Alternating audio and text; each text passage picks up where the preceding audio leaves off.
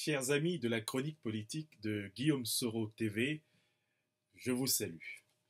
Nous sommes le vendredi 1er juillet 2016 et je voudrais vous entretenir aujourd'hui du 29 juin ivoirien comme journée du sacrifice pour la paix. Il faut rappeler deux ou trois petits faits historiques en vue de situer ceux qui nous écoutent ce matin sur la perspective de la présente chronique politique. Le 22 août 1962, deux commandos tirent une centaine de balles sur le cortège du général de Gaulle. C'est le fameux attentat de Petit Clamart. Ce jour-là, le conducteur de la voiture Panhard, transportant le général de Gaulle, est légèrement blessé. Il n'y a pas de mort. Mais jusqu'à ce jour, les Français et la mémoire mondiale portent la trace de cet acte ignoble. On trouve aujourd'hui sur le site de l'Institut national de la documentation française une série de vidéos dont l'une d'entre elles conclut par cette phrase : « L'odieux d'un terrorisme insensé qui ne peut que se réclamer du crime. »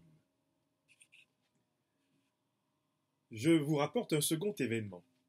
Le 13 mai 1981, sur la place Saint-Pierre de Rome, le pape est blessé par un écervelé qui décide de mettre fin à ses jours parce qu'il ne partage pas ses opinions.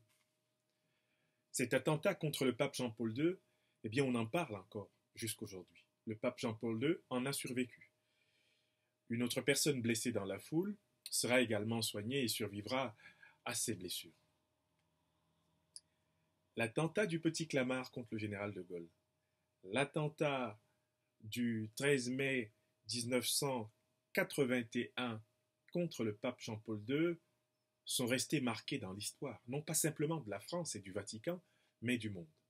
Pourtant, leurs dégâts étaient moindres. Que s'est-il passé le 29 juin 2007 en Côte d'Ivoire, sur le tarmac de l'aéroport de Bouaké?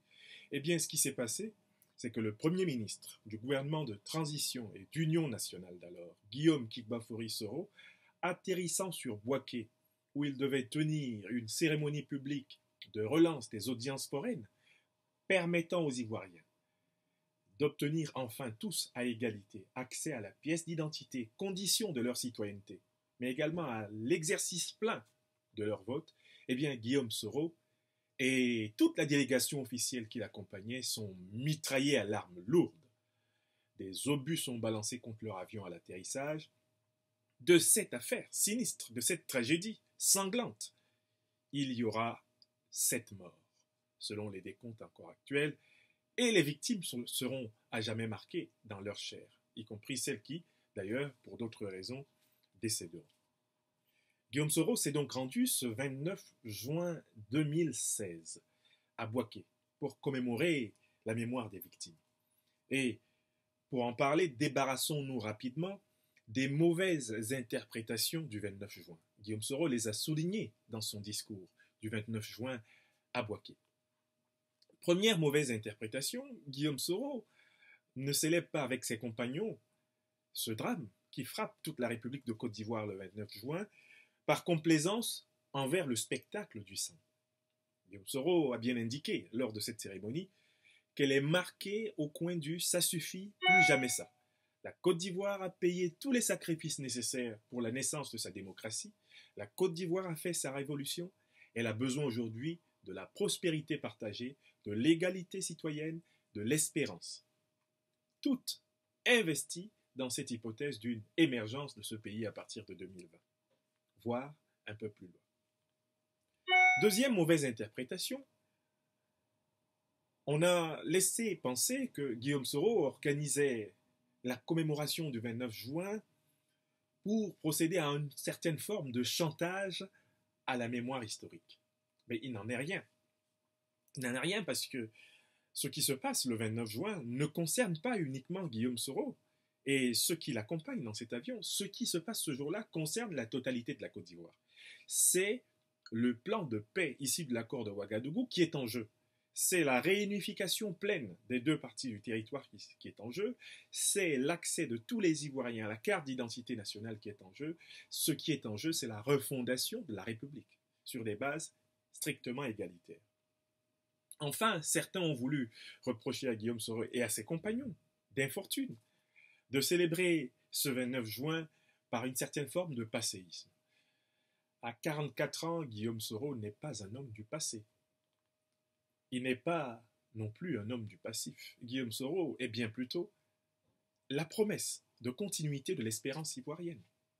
Il incarne en tant qu'homme pont le passage entre la génération expérimentée et ancienne, incarnée par les présidents Bédié et Ouattara, et la grande génération qui va devoir assumer la Côte d'Ivoire de 2020 et plus. Guillaume Soro est plutôt l'homme qui incarne l'avenir. Il est l'homme qui incarne la synthèse entre le nord, le sud, l'est, l'ouest et le centre de ce pays en vue de la continuité de son espérance. Les bonnes interprétations du 29 juin sont donc les suivantes. Le 29 juin, c'est un jour de reconnaissance envers ceux qui ont consenti un sacrifice pour que la République soit sauve. Le 29 juin 2007 mérite d'être une journée nationale du sacrifice pour l'unité et pour la République, parce que c'est ce jour-là que Guillaume Soro inscrit dans l'imaginaire, non pas simplement de ses partisans, mais également celui de ses adversaires politiques, il inscrit définitivement sa dimension d'homme d'État, homme au service du bien public, de l'intérêt général, non pas d'un clan. Car Guillaume Soro se bat ce 29 juin 2007 pour qu'il y ait un jour une élection inclusive, transparente, démocratique, certifiée, équitable, à laquelle il ne va pas participer. Enfin, il est important de souligner que le 29 juin a une dimension transcendante, nationale. Pourquoi? Mais parce que c'est ce jour-là que Guillaume Soro, en surmontant le moindre désir de vengeance, en surmontant le moindre désir de règlement de compte, inscrit la Côte d'Ivoire dans la dimension d'une société résolument débarrassée de la violence, une société qui croit que les seuls sacrifices qui vaillent la peine, les seules raisons pour lesquelles il faut risquer sa vie, c'est pour célébrer la vie, pour permettre que les générations actuelles et futures héritent d'un pays, d'une Afrique, d'une Côte d'Ivoire, désormais hospitalière, bienveillante, fraternelle, Côte d'Ivoire de la fraternité partagée. Le 29 juin 2007 doit être dans la mémoire de tous les Ivoiriens, qu'ils soient de la majorité au pouvoir ou de l'opposition, une date où ce qui a été éprouvé, c'est la volonté d'unité nationale. Une date où celui qui a incarné cette volonté d'unité nationale, au plus haut point, en ne renonçant pas à sa mission sacrificielle, c'était le Premier ministre du gouvernement de transition, Guillaume Soro Kikbafori. On a beau ne pas aimer le lièvre, reconnaissons qu'il sait bien courir. Reconnaissons que ce jour-là, Guillaume Soro s'est inscrit à jamais dans la transcendance de l'histoire nationale de Côte d'Ivoire. Chers amis de la chronique politique de Guillaume Soro TV, tout en saluant la mémoire de ceux qui se sont sacrifiés pour qu'un jour en Côte d'Ivoire, un jour comme aujourd'hui, on puisse se promener, vivre dans l'égalité, dans la tranquillité, dans la paix, je vous salue.